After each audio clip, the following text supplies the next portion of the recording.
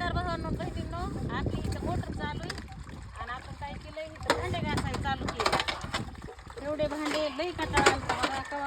कवा घासू दोन पाटी भरून भांडी होती. पण इथं मोकळ्या पाण्यात ना किती बी घासायला लागले. सगळे मुरले, त्याची घाण घुण सगळी धुवून दिली. करकट मरकट आता नुसतं घ्यायचं राहिलं.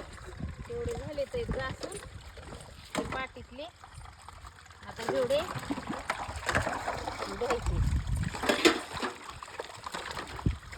बघा ही रानातली मजा असते. मस्त निर्मळ भांडी धुवून जाते ते. किती बी घासा वाटते ते. आणून मांडलं होतं तिथं खरकट एकदा धुवून घेतली आणि घासू टाकली झाली.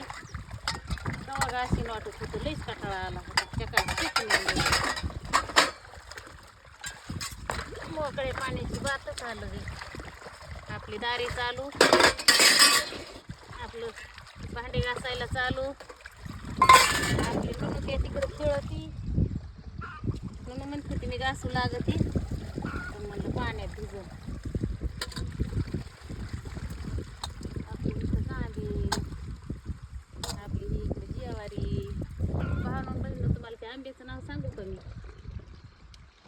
तुम्हाला सांगते त्या आंब्याचं नाव रामफळे आंबा आहे.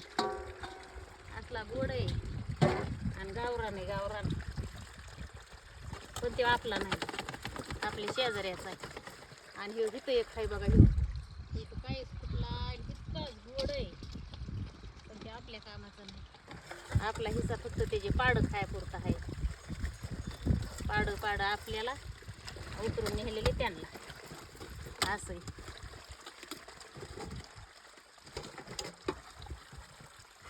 धुणं धुवायचं मोटर चालू असल्यावर, जवळ भांडे घासायचे.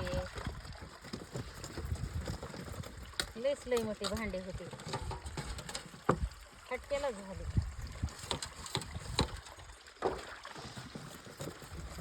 मोकळ्या पटांगणात आपण इकडं बंबा येडे घालती. आता बंबाला हुसकाटा आणाय जावं लागेल. आपली शेळी त्या तिथं बसली.